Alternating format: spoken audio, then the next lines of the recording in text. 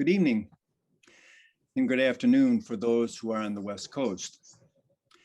My name is Brad Hinsey and I'm the project director for Fordham University Initiatives, Taking Responsibility. Jesuit educational institutions confront the causes and legacy of clerical sexual abuse.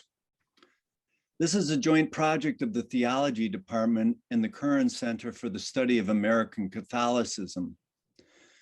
On behalf of Catherine Osborne, our project coordinator, and the rest of our leadership team, I'd like to welcome you to this session entitled Reenvisioning Our Relationship with Children in Light of the Abuse Crisis. Let me begin with a few pieces of information. First, each of our presenters will speak for about 20 minutes, and then they will briefly raise questions with each other. We will then open it up for questions from the audience. During their presentations, please write your questions in the Q&A link accessed by the button at the bottom of your screen. Please note that the chat room is disabled during this event. Second, I want to mention that this webinar joins a series of sessions that our project has organized to consider victim survivors in historically marginalized communities in the United States. These video recordings on Latinx, Native American, Asian Pacific Islander, and Black communities can be found on our website.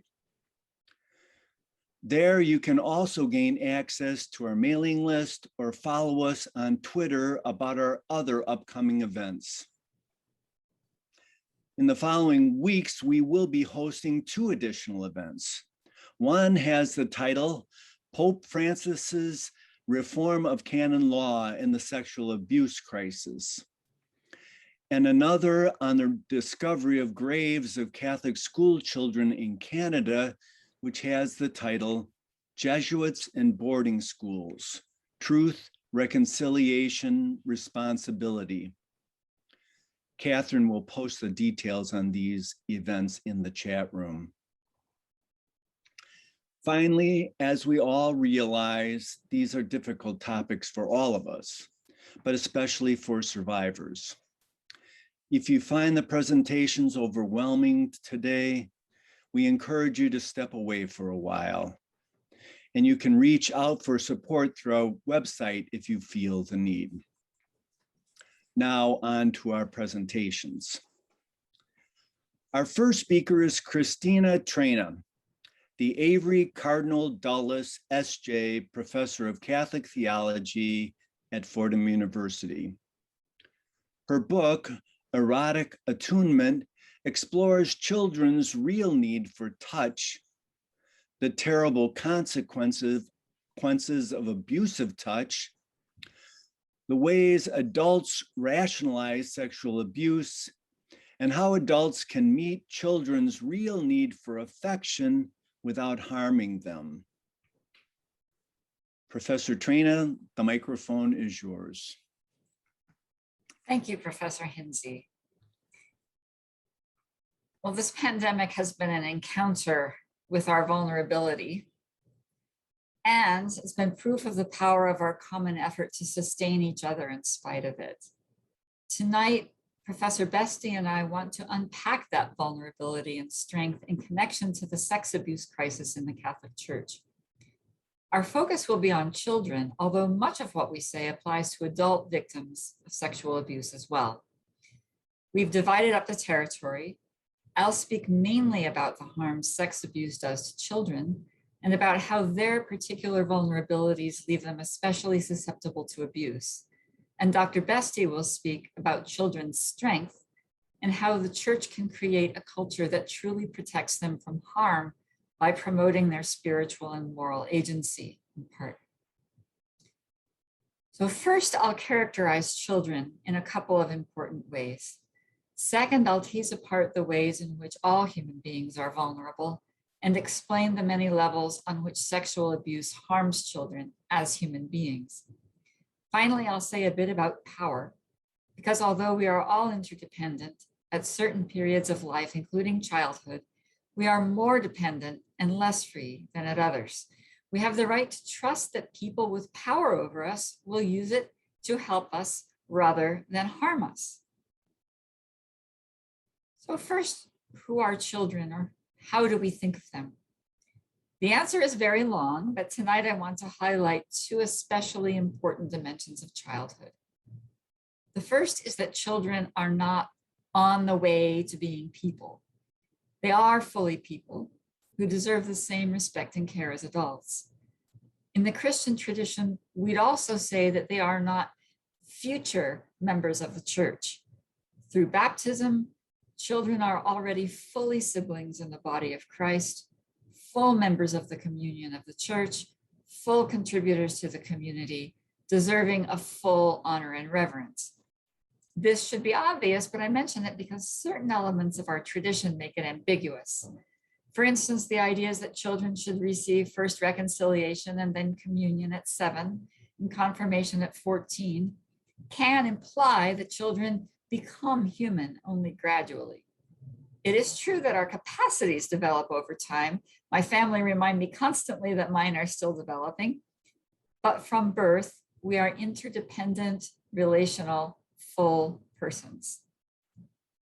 Second, because children depend on adults to help them develop their capacities. They're vulnerable in ways that intellectually, emotionally stable and able adults are not. Many of these ways can be summed up by saying that children have short histories and long futures. Short histories first. By this, I mean children's limited experience. Their relatively brief time in the world can give them optimism, as well as a remarkably intense and focused insight into the situations they inhabit, making them experts on their own lives in close view.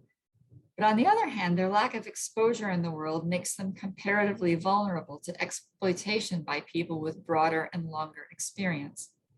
Especially in this country, most children are simply not familiar enough with the distortions of human personality and behavior to recognize when they're being manipulated and mistreated. This is true not just of young children, but of teenagers as well. For example, as they encounter the complicated feelings that accompany an awakening sexuality. Second, children have longer futures than adults. This is a difference in degree. Children are especially vulnerable because more years are at stake.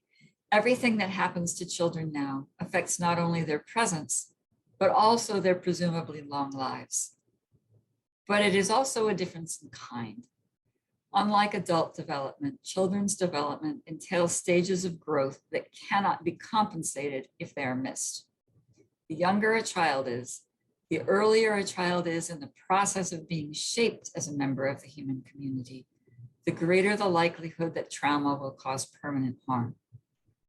Many adults, and some of you may be listening here, who were sexually abused as children find it hard to distinguish love from sex, associate sex and love with domination, have trouble trusting and forming intimate relationships, find that sex re-triggers their childhood trauma, and are afraid to become parents even.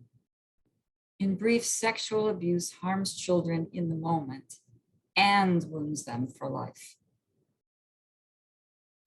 So far, so good. Everyone lives in vulnerable, interdependent relationship with everyone else, and children's age and stage of development make them especially vulnerable to deep and permanent harm by abuse. Unless we specify human vulnerability in a bit more detail, we can't fully appreciate either the damage that abuse does to children or the strategies for preventing and responding to abuse. I want to lay out 5 layers or dimensions of vulnerability so that we can appreciate the damage that abuse does, but also so that we know precisely where to focus our efforts to protect victims. And here Dr. Bestie will be addressing a number of these elements. First, human beings, most obviously, are physically vulnerable to harm, illness, and pain. Sexual abuse violates our bodies. It can cause pain and physical wounds like tears and bruises. Even when it does not, it violates a child's sense of bodily integrity, their ability to decide how to move their bodies, whom to hug, when and where to undress, etc. Admittedly, when we take children for vaccinations or even pull them out of the path of an approaching car, we temporarily remove children's bodily freedom in a way that may even cause pain. But we're acting in favor of their lives and needs, not trying to advance our lives and needs. Sexual abuse takes away children's sense that their bodies, especially the most tender and private parts of their bodies, are their own. Thus, physical abuse involves another vulnerability, the human need for recognition. Good parents and teachers engage children, partaking in give and take even when they're newborns. They communicate, I see you, I delight in you, I'm interested in how you feel and what you need. Abuse entails what ethicists call misrecognition. All forms of abuse use children's bodies to meet adult needs, not children's needs. By seeing children as objects, by using them primarily as means to meet their own ends, abusive adults reduce children from persons to things, from full siblings in the body of Christ to objects to be used and discarded.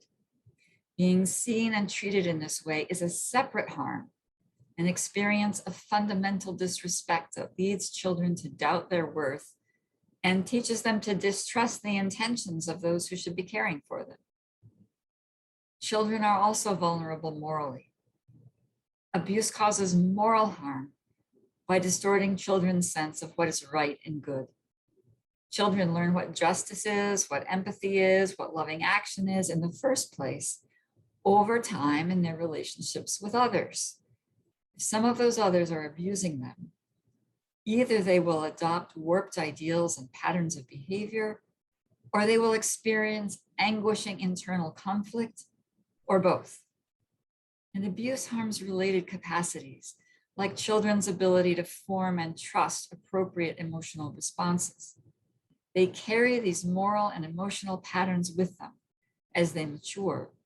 So abuse both waylays children's moral and emotional development and sets them up for further victimization as they grow older. Like all of us, children are spiritually vulnerable. They're just learning to recognize and label their experience of the divine under the mentorship of adults. When their spiritual guides contradict those messages by abusing and blaming them, or worse, implying that God wants children to accept abuse, children are left with a warped and conflicted vision of a God who cannot love them, or possibly who cannot forgive them. Not surprisingly, many adult survivors of priestly sex abuse cannot deal with the idea of a Father God or with the Catholic Church at all. In addition, as Robert Orsi has pointed out, priests in the past, at least, abused children in a Catholic way, in modes that specifically took advantage of their Catholic formation. Dr. Bestie will elaborate on how we can operationalize that formation in a positive way, but we also need to acknowledge that abusers exploited Catholic aesthetics, Catholic approaches to love and sin, people's experiences of sacred objects and persons and places, a particular culture of authority and gender, ideas of sexuality that made it mainly a matter of personal urges, and reverence for holiness and majesty in the priesthood. Orsi points to our need to acknowledge the full reality of the tradition, its capacities for evil as well as for holiness, and to see how thoroughly evil gets entwined with sanctity in Catholicism. One specific example, for decades, church leaders were more afraid that naming the scandal of clergy sexual abuse would endanger Catholics' faith in the church and its teachings than they were afraid that cover-ups and the abuse itself would destroy the faith and maybe even the lives of victims and their allies. Structural or institutional vulnerability exacerbates all of these. Institutional norms and cultural traditions create spaces that encourage some practices and discourage others, reward some behaviors and punish others. This is unavoidable in institutions and is unproblematic if the structures encourage healthy behavior. Back to vaccination, for instance, generations of American schools have protected public health by requiring students to be vaccinated against childhood diseases, encouraging healthy behavior. But sometimes institutions and practices that seem benign create space for problematic behavior. 2 generations ago, priests invited children to their rectories, drove them home from events, counseled them privately, invited them on trips, and visited their families, often for good reasons and with parents' permission. Still, such practices, combined with flattering special attention, created spaces in which priests could exploit their reputations for holiness by grooming and abusing children without being suspected. We know that priests, nuns, and brothers ran indigenous boarding schools at which, under the cover of charity, they too could abuse children undetected. Worse, abuse of priests often prevented children from reporting through blackmail, flattery, or threats, or blamed them for inviting the abuse. Other adults often supported the priests, sometimes accusing children who reported abuse of lying or being unbalanced.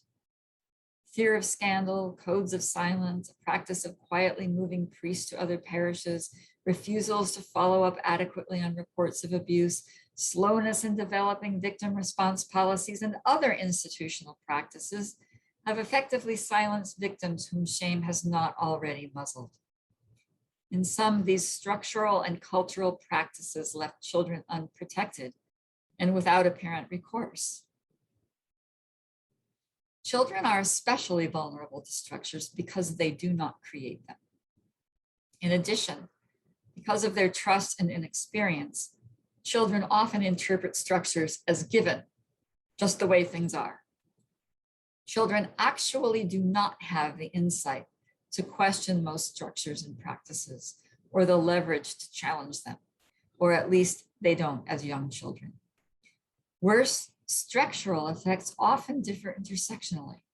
Race, gender, geography, economic factors can combine to multiply children's comparative powerlessness.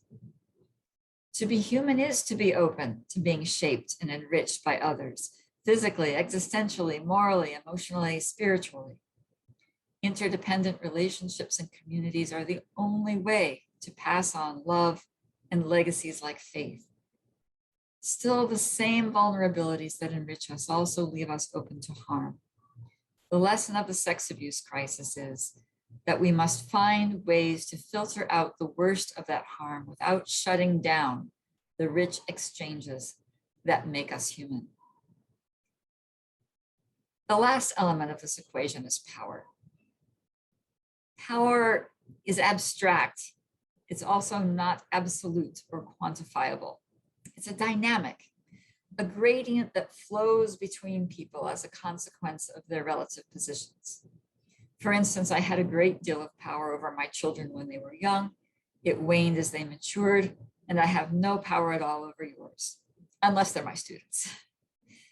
Although adults and children are equal before God, adults have extraordinary power over children in their care. Our size, their needs, our ability to provide for their needs, and our potential approval or disapproval, love or dismissal, all of these create a steep power gradient between adults and children. If a child loves an adult who has power over her life, the child wants to please them and be praised by them. If the child fears a powerful adult, she wants to avoid shame, punishment, and rejection. In either case, she's likely to acquiesce, whether the request is to wash the dishes, serve on the altar, or disrobe. Priest masculinity, their position of authority in the church, their ability to consecrate the Eucharist and absolve sin make this gradient of inequality steeper. Adding a strong culture of clericalism, which was particularly ascendant in the pre-Vatican Council II American Church, only exaggerates it further. The complication here is that we often feel powerless when we are not.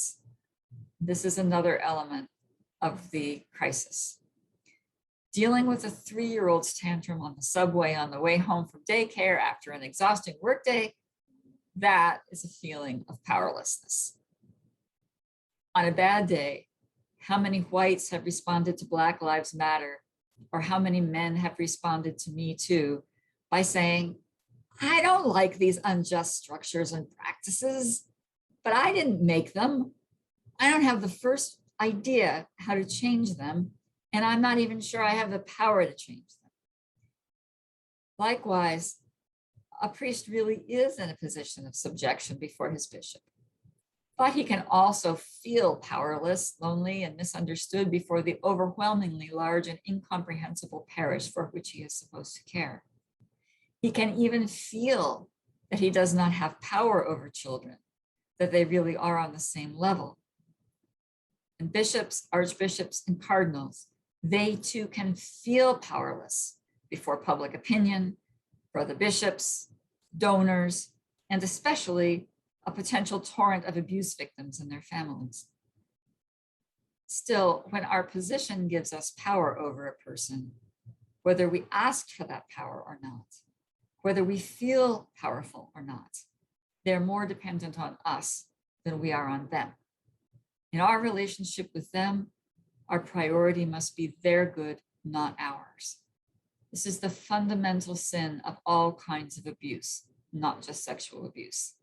If I scream or strike a child when she misbehaves, I'm meeting my need to vent or control or hurt. My first action must be to meet her needs. I need to fill my own later with a hot shower, meditation, a phone call, a silly comedy after the kids go to bed. Even better, I need to fill my cup with these things in advance so I won't even be tempted to react badly. Likewise, a priest who tries to solve loneliness, a need for affection, or sexual craving with a child does not put the child first. He ignores both the child's status as a fellow member of the body of Christ and as a person to whom he owes care because of his power over her.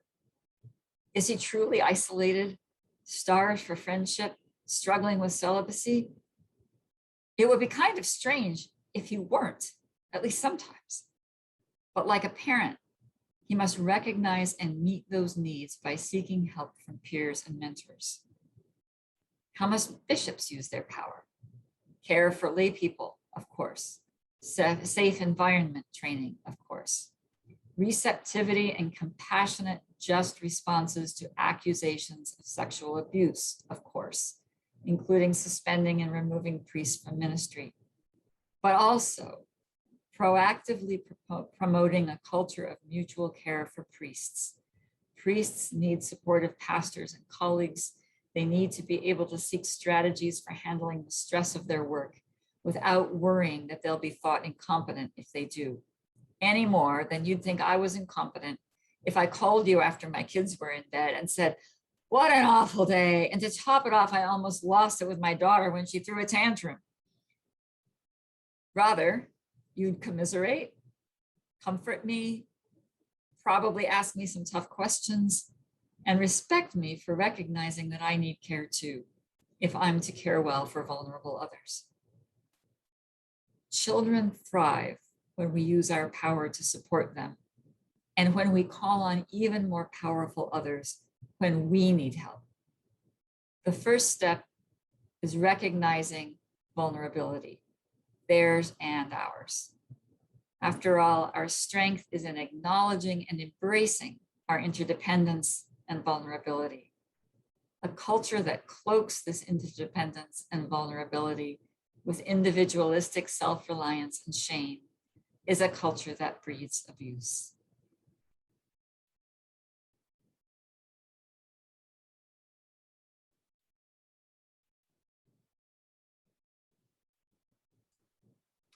Thank you, Christy. I'm pleased to introduce Jennifer Bestie, who is the Couch Chair in Catholic Thought and Professor of Theology at the College of St. Benedict and St. John's University in Collegeville, Minnesota. Her recent published articles on children include Envisioning a Just Response to the Catholic Clergy Abuse Crisis, published in Theological Studies this year, and Justice for Children, New Directions for Responding to the Catholic Clergy Abuse Crisis, which is found in the Journal of the Society of Christian Ethics. Professor Bestie, we look forward to hearing your presentation. Thank you, Professor Hinsey. In Dr. Traina's talk, we just heard, among a number of other powerful insights, how power dynamics that leave children especially vulnerable are made worse by a culture of clericalism. Understanding the causes of our global clergy sexual abuse crisis is really important work.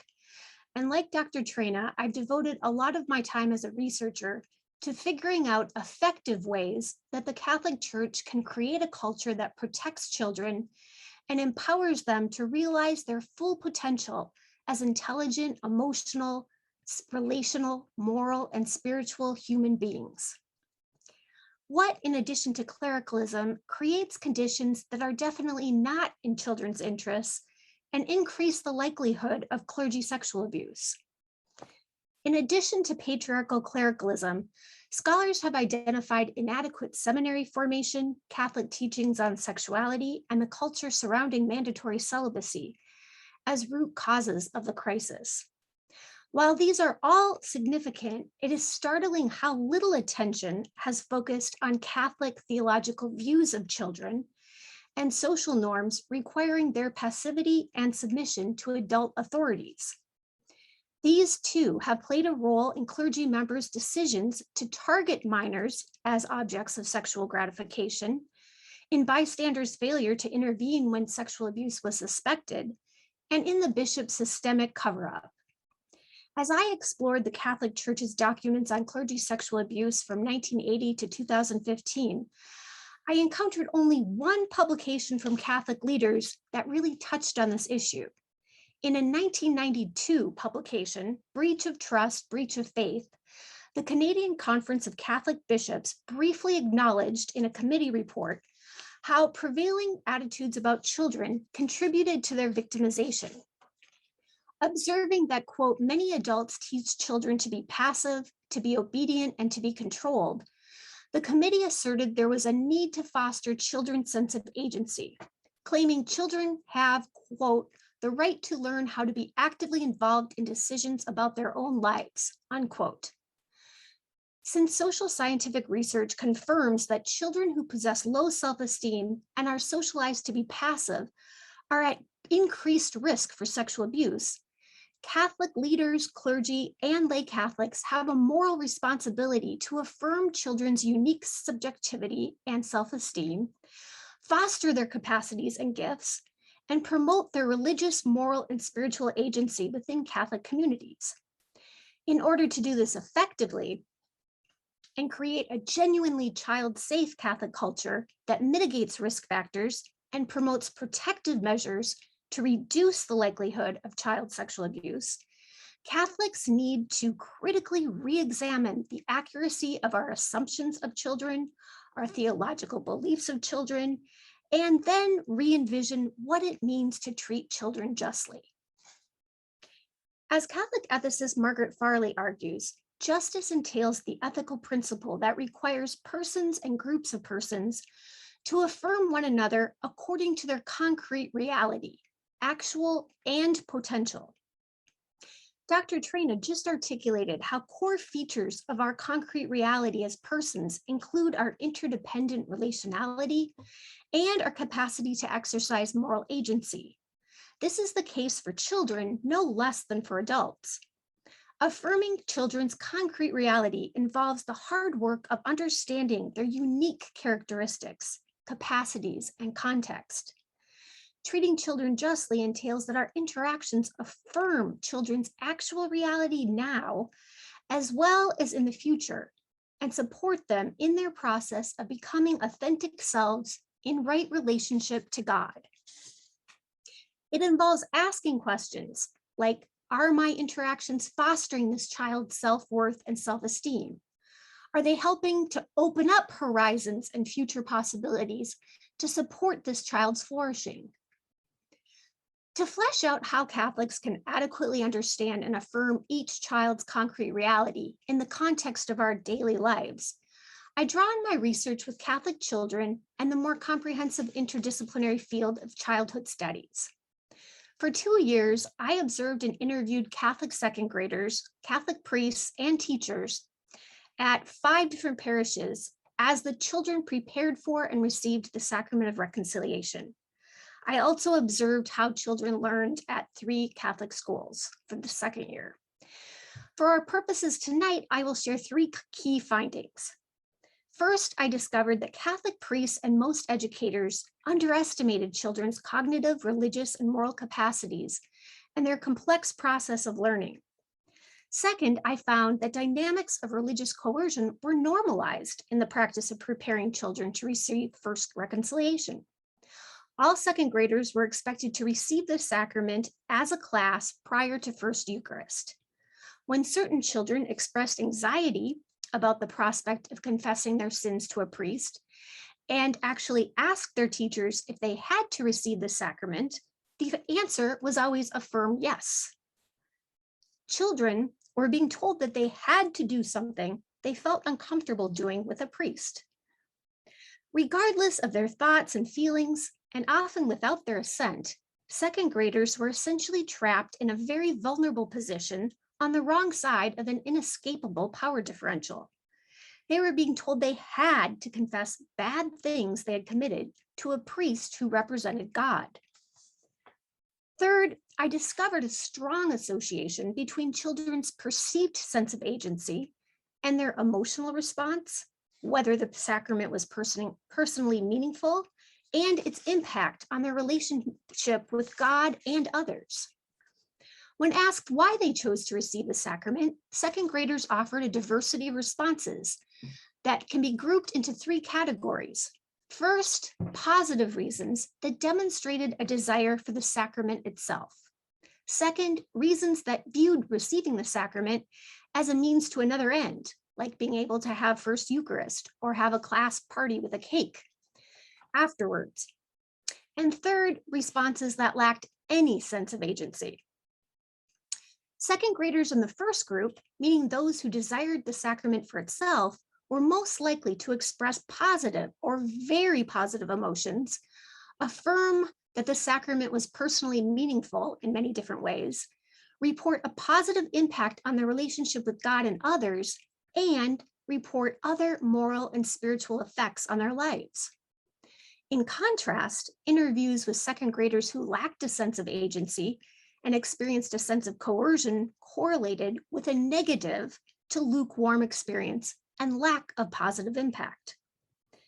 Such findings call into question not just the effectiveness of, but really the ethics of religious coercion. Religious pressure to perform certain rites as a cohort or by a certain age can harm children because it deprives them of the opportunity to encounter and experience God's grace through religious rituals when they are genuinely open and ready. In terms of the risk factors we've been considering for child sexual abuse, coercing children to participate in religious rituals is harmful because it socializes them to be passive and obey adult authorities even when their intuitions and comfort levels conflict with adult dictates. I also noticed how the topic of obedience repeatedly arose in Catholic second graders' education on the meaning of sin and examination of conscience.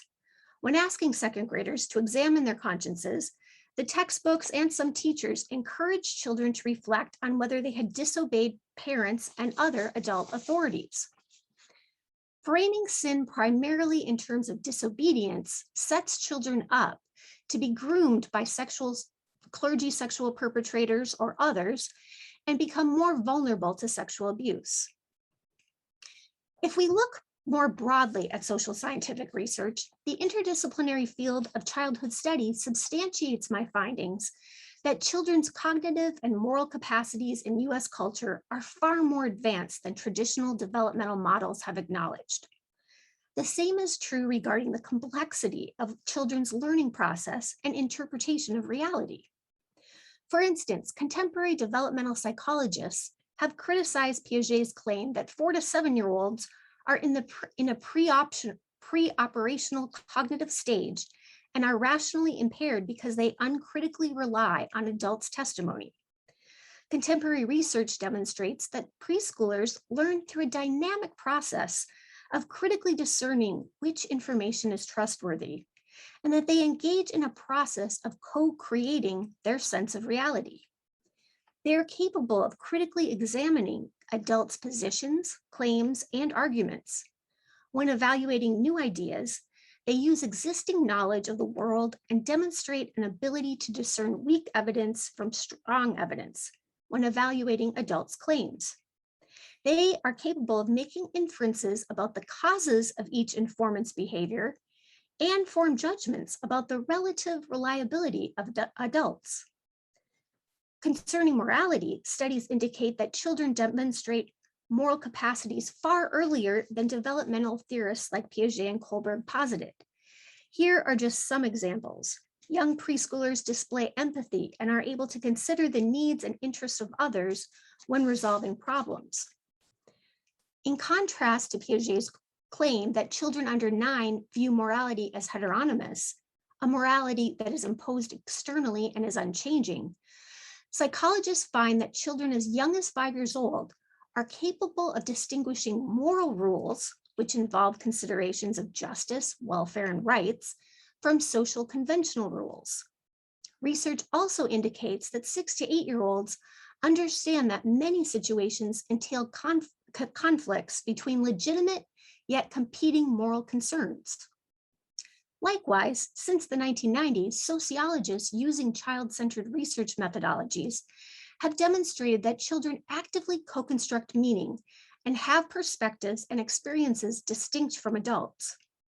Global research studies on children in diverse contexts, at play, in school, in after-school clubs, doing paid work, and in hospitals, indicate that children exercise moral agency in highly challenging circumstances. For instance, they become caregivers to seriously ill parents. They commit to social justice activism, and they negotiate life as street children. Far from being passive recipients of an adult-controlled socialization process, children are social and moral actors capable of influencing and altering social norms in society. It is also no longer adequate to assume with Piaget and Kohlberg that children progress in a linear fashion through a fixed number of universal stages determined by age. This view ignores ways that genetics and sociocultural, political, economic, and environmental contexts influence what it means to be a child, as well as one's development of cognitive and moral capacities. While age remains a factor and a helpful tool, developmental psychologists acknowledge the need to attend to specific domains of social interaction in which children develop to understand their experiences of childhood and their differing cognitive and moral capacities. While there are undoubtedly differences among a 5-year-old, 16-year-old, and a 40-year-old, there are also vast differences in capacities and competencies among persons in all age brackets. As sociologist Jessica Taft notes, what it means to be a child and children's social roles, responsibilities, and capabilities are flexible and context dependent. What children are allowed to do, what they learn to do, and therefore what they can do, all vary across cultures and time periods. Adult views, expectations, and norms concerning children then deeply influence the timing and the extent to which children are able to develop their capacities and flourish. Taken together, these research findings challenge the sharp distinction adults usually make between their own and children's capacities and agency. The adult-child binary fails to acknowledge adequately the similarities between adults and children's capacities. It thus overturns immediate presumption of adult superiority and ultimately justification for exerting certain types of power and control over children. Envisioning a child-centered account of justice for children. Drawing on these findings, I propose 4 interconnected moral norms required to respond to children justly in Catholic communities. First, adults need to consult children in a spirit of open-ended curiosity and epistemic humility. Listening attentively to children and paying attention to body language and cues is essential to gain an adequate understanding of their concrete realities. Second, as noted above, adults need to reflect critically on our assumptions of adult privilege and renounce our tendency to exert immediate power and control over children. This does not mean disavowing all forms of power, simply the patriarchal view of power as a zero-sum game in which one person dominates and another submits without any justified rationale. The Australian Royal Commission found that the risk of sexual abuse to children and young people is reduced when organizations acknowledge and redress the significant power imbalances that exist between adults and minors. Third, adults need to foster children's unique subjectivity and agency throughout their religious, moral, and spiritual formation. Children who grow up in a culture of supportive adults where moral discernment and agency are encouraged early on, and in which their experiences, ideas, feelings, and intuitions matter, are less likely to be targeted for sexual victimization and more likely to disclose abuse to trusted adults. Research also indicates that child abuse is more likely to occur in organizations that do not respect or adequately listen to children and young people. Fourth, Catholics must promote active inclusion of the voices and perspectives of children and youth in faith formation, ecclesial practices, and theological reflection. Currently, children continue to have more limited and circumscribed roles in Catholic liturgy and communal life than adults. It is important to reflect critically on the rationales undergirding this divide. Unless Mass is specially designated as a children's Mass, children are typically not visible at the altar unless they are altar servers who silently serve the priest. What I discovered during my research is that what is lifted up and celebrated about children by Catholic clergy, educators, and even theologians frequently reveals far more about what adults most value about children and childhood, rather than what children actually experience and value. Fortunately, some Catholic archdioceses are creatively making some progress toward implementing some of these norms. In my estimation, the Australian Catholic Church has been a significant leader in this regard. The bishops have been very receptive to findings from the Australian Royal Commission that, quote, children are safer when institutions acknowledge and teach them about their right to be heard, listened to, and taken seriously, unquote. As a result, they have implemented 10 safety standards recommended by the Australian Royal Commission. One of these safety standards is a commitment to empower children and ensure that they are informed about their rights, that they participate in decisions affecting them, and that they are taken seriously. For instance, the right to feel safe and have a right to say no if they don't feel comfortable doing something is one of the emphases in the Adelaide and Melbourne archdioceses. The cultural norm, if you look at their websites, is to seek verbal consent from children and young people before engaging them in activities. They respect children's and adolescents' wishes not to engage in a particular activity or discussion. These archdioceses are also committed to viewing youth as partners and intentionally creates opportunities to involve them in decision-making about programs, activities, and events that affect them. They also seek children's feedback on their faith formation, classes, and experiences of liturgy. These archdioceses also create formal structures and processes for children to voice their perspectives and impact their parish through representation on advisory committees and the parish pastoral council. In summary, rethinking the ways we view and relate to children is profoundly countercultural, but it is essential because the status quo perpetuates an environment conducive to prevalent sexual abuse of minors. The good news is that Catholics, along with everyone else, have access to knowledge about best practices for creating child-safe Catholic cultures that mitigate risk factors and promote protective measures. This offers us great hope that Catholic communities can strategically do much to prevent child sexual abuse and support children in realizing their full potential.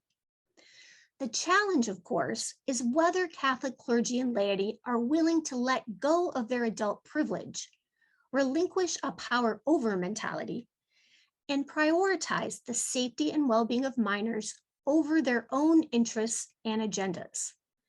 As John Paul II would remind us, at stake in our prioritization of children's well-being and flourishing is our faithfulness to and relationship with God. Quote, "The Church perceives a mandate to devote special care to the needs of children.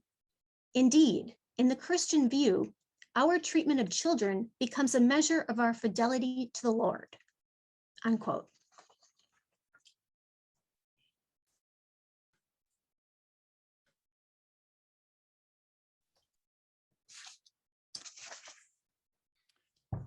Thank you, Jennifer.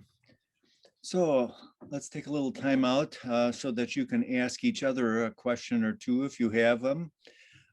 So Christy, let me start with you. Do you have any questions that you'd like to pose to Jennifer? Yes, I do. I've noticed that in some of my work and in Jennifer, yours as well, we've realized that the nations that are most likely to disregard children's agency and maturity and ability to deal with complexity are the nations that have removed children from work and from other adult sources of responsibilities. There are children who have created a labor union in Bolivia, right? And you've mentioned many children who work, who take care of adults. There are children who translate for their parents. There are children who have significant responsibilities in their families and communities, mostly in other countries. Our country has been one in which the ideal has been to protect children from those kinds of responsibilities until later in life. And I wonder, what do you think about this? What is our culture, has our culture over the last maybe 150 years actually harmed our vision of children and our treatment of them? I would say yes, because I was able to, in terms of, I think that we vastly underestimated children's all of their capacities. And I mean, this is deep within, I think, Western philosophy over the last 150 years. There's great scholarship on that. And it makes me wonder whose interests are being served by infantilizing, in some ways, children and adolescents and taking away or giving them a sense of what they are capable of. So I definitely think that's the case, and I don't think it's within children's interests. I think I think we've extended our infantilizing of young adults now. We now call them emerging adults. And I think that it's actually robbing children and adolescents and young adults of all of the incredible things they could be doing, taking ownership over what they're most passionate about. And what really convinced me in my research, the reason I can say with confidence that most Catholic education is based on religious textbooks, but I was able to be really lucky, and I had one Catholic school that was teaching children through Catechesis of the Good Shepherd, which is based on a very different, completely different idea of the possibilities of children, and it's based on Maria Montessori. And so within that framework, I was able to observe children read, they read purely from scripture. They didn't have a dumbed down account of what scripture said. They read the actual scripture, and I got to watch them have theological conversations, trying to tease out theologically what is going on in this passage. It was amazing. And to me, as you know, teaching college students, I sometimes saw even more profound thought going on among these second graders about sin than my college students. So I was able to see, and they were completely in charge of everything they did in the classroom. And if the teacher said something and they didn't agree, they would run around the classroom and they would pick up artifacts and they would bring it back and say, no, my interpretation of God is this is because of all these things. So I saw these 7-year-olds so doing such exciting theological work. And then I would go to the other second grade classes where the textbooks were it was just dull. And I saw kids very just looking around and not really engaged. And it just hurt me that I could see, you know, some kids had this amazing experience and could really develop their capacities because they were believed in, and that was the norm. Whereas most Catholic kids with religious textbooks were not given that, because the mentality and the pedagogy around those textbooks still relied on a lot of Piaget and Kohlberg theories. So sorry that I've gone so far. Thank you. That's a wonderful answer. Thank you so much. Do you want to add to any of that, to what you think, Cristina? Because you've really written about that. Well, I think you've given us a really fulsome answer. I want to ask the question of myself and everyone here. Why is it that adults are so dedicated to this more passive, more sort of open the lid and pour in the information, right, model of teaching children? Why is it that we are, because many of us at home, when we parent our children, we parent them in exactly the way you suggest, right? Right. So why is it that we accept this other model in religious education or in our culture?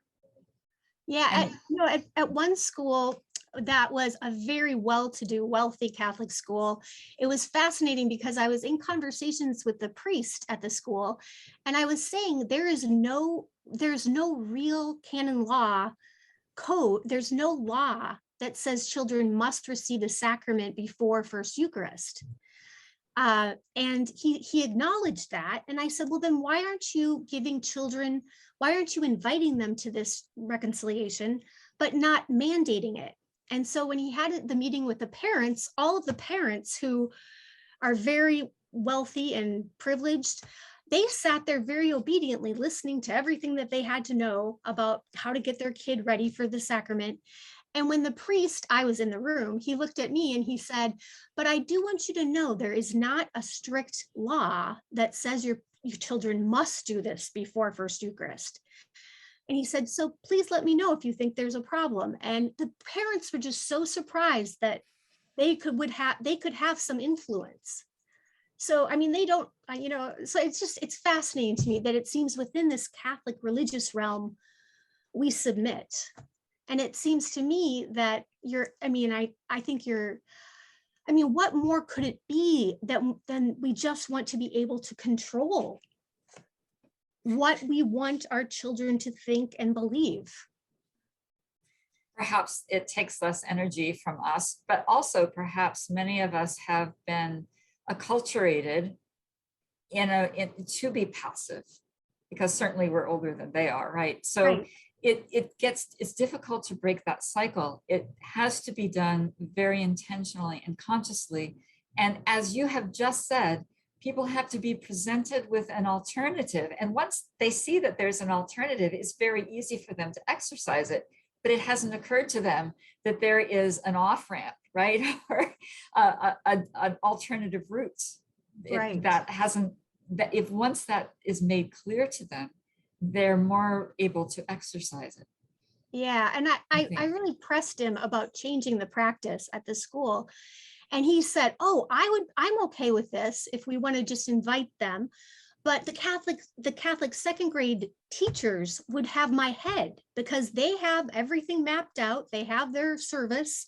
Mm-hmm. So it was all the adults' interests and agendas were what was really taking priority over what would be best for the children's faith and spiritual and moral life. Right. There's a huge amount of parental and child peer pressure involved here too. That children, I have seen it in my own children, right? They're no longer children, but my own adult offspring, when they were children, I have seen them feel pressured to make certain steps in church and in life simply because that seems to be what everyone else is doing. Yeah. So there's the peer pressure dimension to this too, and and that again, right, endangers children because it makes them vulnerable to that kind of pressure from both their peers and adults, which can be harmful to them. Yes.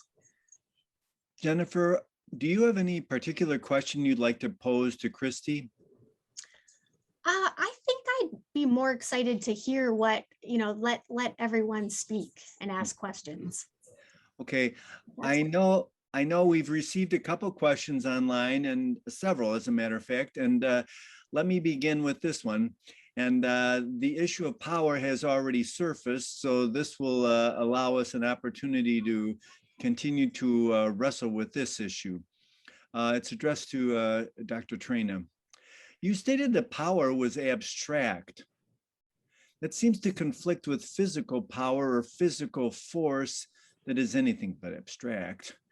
Can you address how power in the abstract is manifest in the physical force in types of abuse?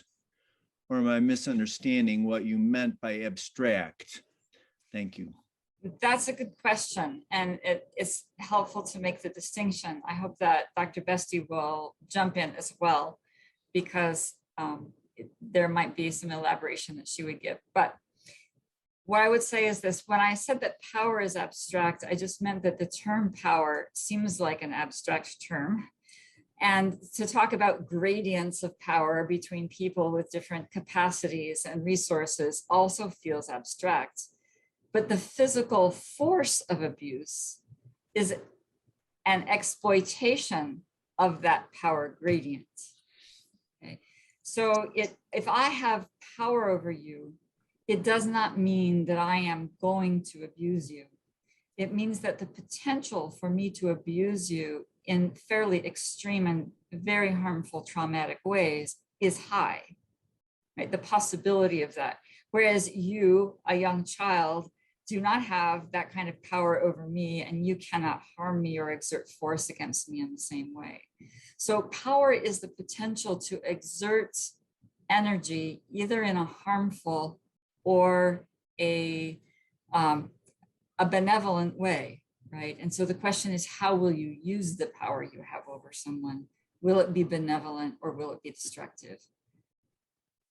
But Professor Bestie, you might have an addition to make there. I don't know. Oh, I thought that was really good. Okay, this one is for Dr. Bestie.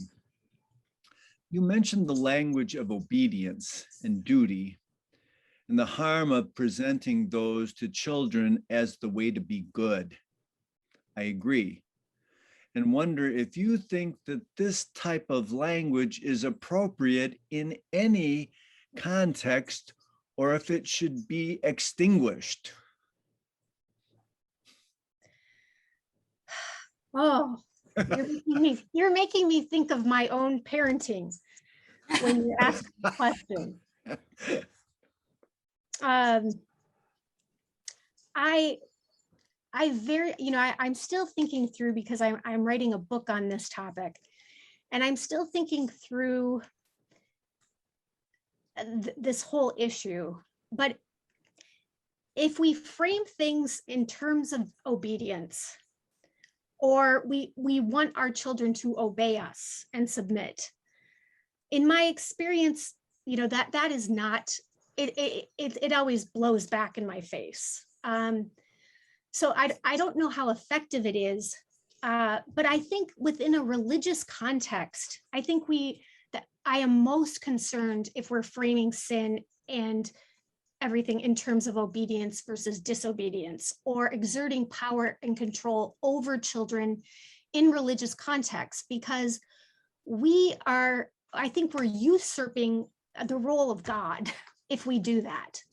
We are not in Maria Montessori's methodology with Catechesis of the Good Shepherd. We are there to support, but we have to, as adults, we need to get out of the way because we need to honor that a child has a relationship with God. We do not create that. That is there. And so for us to tell a child who asks, and it seems very, very distressed, that they're so distressed and anxious, and we say, yes, you must do it, we're getting in the way of that child's relationship with God. And that religious ritual, I know from my interviews with children, that religious ritual can be an amazing grace-filled experience that draws them closer to God, that affects them, I mean, in incredible ways. I really underestimated children when I did the project, and I was amazed by how deeply they understand that feeling of being closer, being connected to God and being connected to others, and just moral insights that they arrived at in the weeks that followed their sacrament of reconciliation. So I really think that we are taking on God's role, and we're abusing that relationship if we want to command children to do certain things at certain times, if it does not feel right, if it does not resonate with them, if there is no desire for a religious ritual that the child does want to do, we're taking away that opportunity in the future for it to be an amazing grace-filled experience. Let me follow up on that with a couple questions about the sacraments. So based on what you've said thus far, shouldn't we just be moving reconciliation back to high school at the earliest? Well, I actually asked second graders that question. So I think what we need to do is we need to be consulting children about these questions. I mean, I asked them many different questions that I haven't published yet. One of the questions I asked them was, it was when Pope Benedict was Pope. I said, Pope Benedict comes to you and he's wondering if you think second grade is a good age for the sacrament of reconciliation, because he's wondering if maybe it's a little bit too scary. Maybe you're feeling kind of nervous and maybe it would be better to do later in your life. Based on your experience of the sacrament, what would you say? And the majority of second graders actually said, oh, second grade is a great time. And they gave many reasons. They thought, by fourth grade, you might not take this as seriously. They had many different reasons, but so why don't we trust them? And I had them explain, like, when you're in third grade, how would you present this to second graders? How could you prepare them? So I think third graders could be doing a lot of the prep work for second graders. So it can be a wonderful experience, but let's have it be an invitation like it is for all other Catholics. There's no mandate on adults to receive the sacrament at a certain period of time, unless they have a mortal sin on their soul. And theologically, I do not think that by the age of 7 that a 7-year-old has been able to realize their life in such a way of saying a final definitive no to God. So I don't think mortal sin is what is really the issue of why we're coercing second graders to have this before First Eucharist. And First Eucharist is such a special moment where all the grandparents gather. I mean, it's such a built up moment that you need to go through this if you're going to get to that moment and really be Catholic. So, that's why I just firmly think that we need to invite children and we need to trust them. Many of the second graders I interviewed, when I actually asked the question with the coercion, that was another question. I said, all right, let's pretend that you're invited to receive the sacrament and about half of your class decides to go to the reconciliation service and half don't. And your parents say it's up to what you want. What would you decide to do? Would you stay home and watch TV? or play video games, or would you go to the service? And I was astounded that most of the second graders that were very enthusiastic, they were the ones to say, oh, I would go to the service. I can always watch TV. But the ones who felt more coerced into going, they were the ones who were more likely to say, oh, I'd stay home. So if we invite them and trust them and allow them to understand the how life-giving the sacrament can be, I think we just need to trust them to make their decision. And if they aren't ready, then they should wait until they feel ready, that God is calling them and that this is a good moment for them. Compared to adults, I mean, the powerful experiences that I heard from second graders about the sacrament, I think adults could learn something from the experience of reconciliation if we would only listen to children's experiences. I have a couple of questions here that I've received. And one is my own, though, and that is, it goes back to the issue of clericalism. And it was Pope Francis who'd been talking about how clericalism is associated with the infantilization of adults. Mm-hmm. And so is that the implication that both of your arguments are making about how adults have been treated in the church? They've been treated like infants, do's and don'ts and this and that. And you even ask them, what do you think? And they say, oh, I don't know. They have a hard time thinking for themselves as adults. Yes. Go ahead. I think it's not just about the children claiming their agency, but it's also the larger problem of adults claiming their agency and access to really amazing theological education. I mean, how many Catholics are able to get that unless they go to a Catholic university? So yeah, I think it's both, but yeah. Christy? Well, I was going to add that one of my crucibles of experimentation, right, is that I am the spouse of someone who has served as a Protestant pastor for 30 years.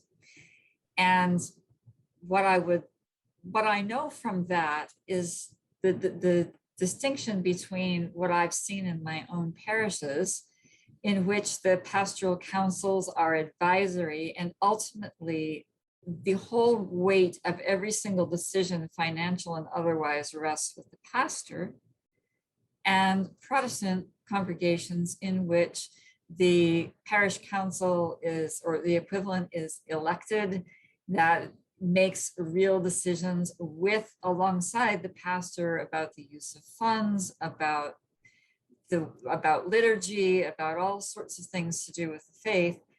And I've noticed that Catholics very much tend to say, well, the bishops are messing up, or the clergy are messing up, and it doesn't occur to them, because there hasn't been a place made for them, right, that they could take some ownership and responsibility. We as Catholics actually do accept an infantilized position in our church, and we need to grasp the reins and take responsibility for what happens in it more than we have, I think. I think that might be the perfect setup for this next question. The question is, do children need a synod, or has there already been one? Are children part of the synodal processes taking place around the global church? That's a big question. That's a very good question. And in my opinion, they do need to be part of the global processes taking place in the church. But Professor Bestie, you might have an addition there. Yes, I think that would be incredible. I'm really disturbed by the lack of transparency that we actually have from from Pope Francis's Synod on clergy sexual abuse till now, it is I've tried for several years to understand what is really happening on the ground globally with how we are seeking to create child-safe cultures.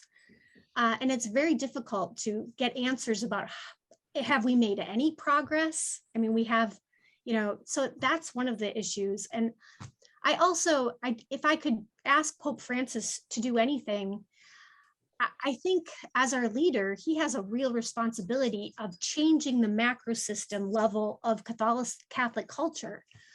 And I wish that he would declare a year for the child and travel extensively to all the countries where we are still having, where it's very well known that child sexual abuse is going on and it's being tolerated and enabled. I wish he would go to all of those countries and bring up, raise the issue to light. I just think there's a lot more that needs to be done, but I very much welcome the idea of a synod in which children and adolescents are participating. That's a wonderful suggestion and idea. Maybe you and our questioner could go and put in a petition to the bishops and request one. I have a question here about, both of you have spoken about Catholic experience, and you've also mentioned in passing too Protestant experience. And the question is, are you aware of other denominations, traditions, and or communities that model the children's catechetical and formational practices you advocate for? Oh, for catechesis of the Good Shepherd?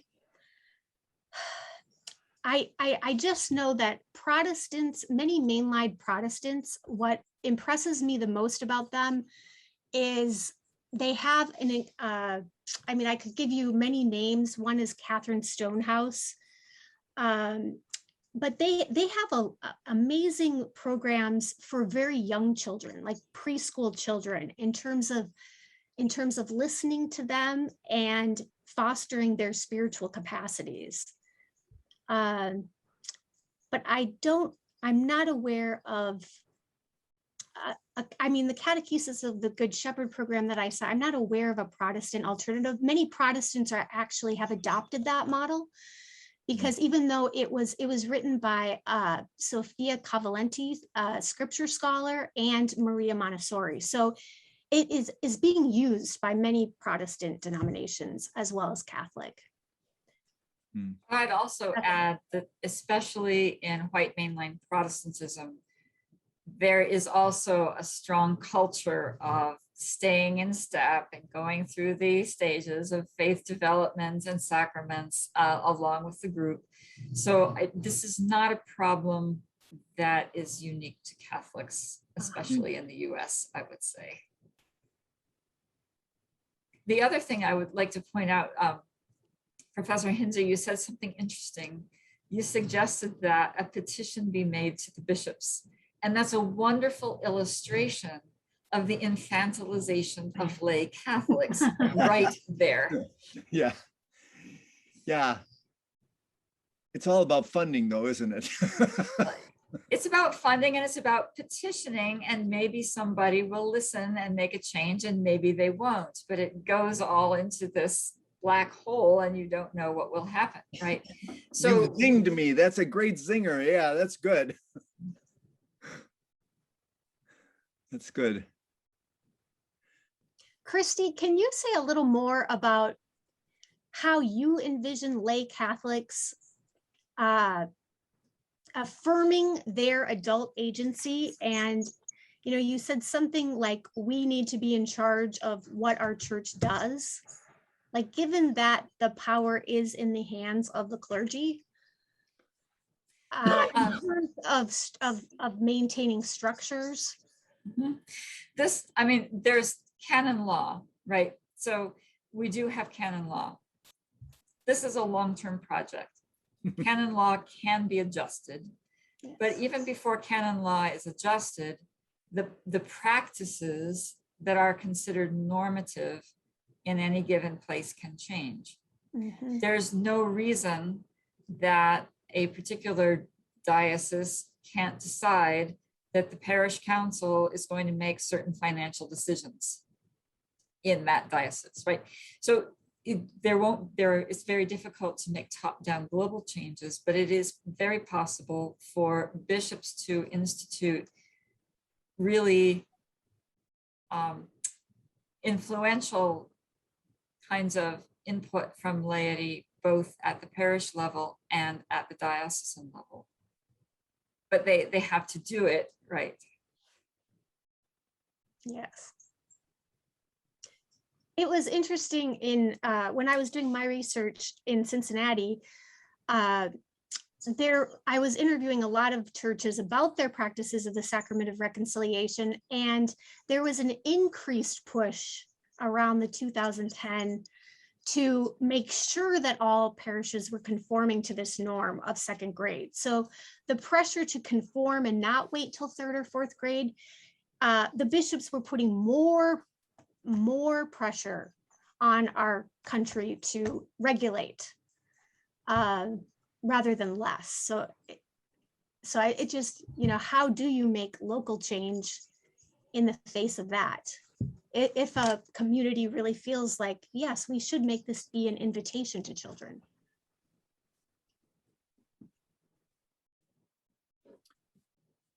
So we're approaching the end here, and I want to give you two an opportunity to offer any final reflections before we end our time together. So, Christy, you spoke first. So do you have any closing thoughts?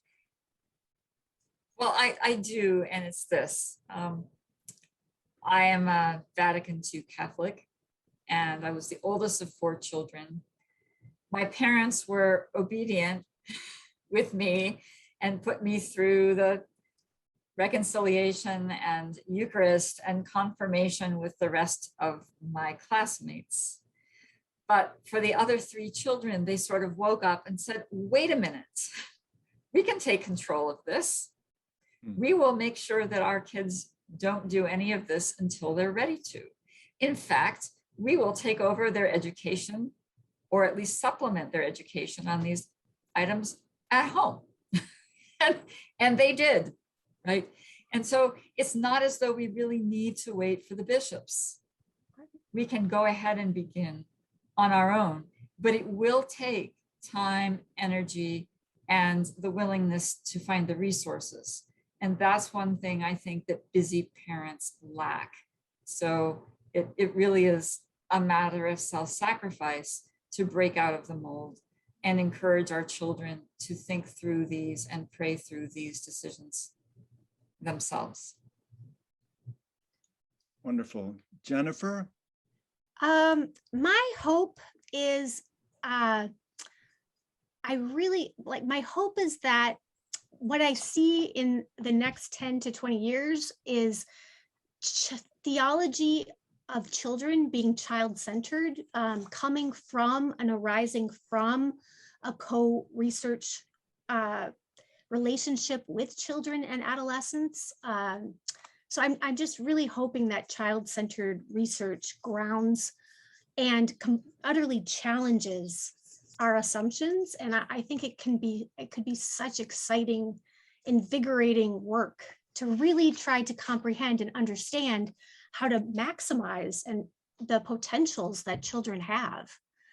And so I'm hopeful that Catholic adults, parents, teachers will want to take on that, just an open-ended curiosity to do this kind of work. So that's my hope for our future as Catholics. It sounds like a great program for adults as well. So that Yes. we could be co-responsible in terms of our own destinies in the church. That would be a wonderful, wonderful plan ahead. We can only dream that and work toward it. I want to thank both of you very much for the time you've devoted to preparing your remarks and for this very stimulating conversation, and to the people in our audience who have posed questions for us, some of them difficult questions. And we thank all the people at Fordham who have made this event possible tonight. And so with that, I want to thank you and good night to all of you.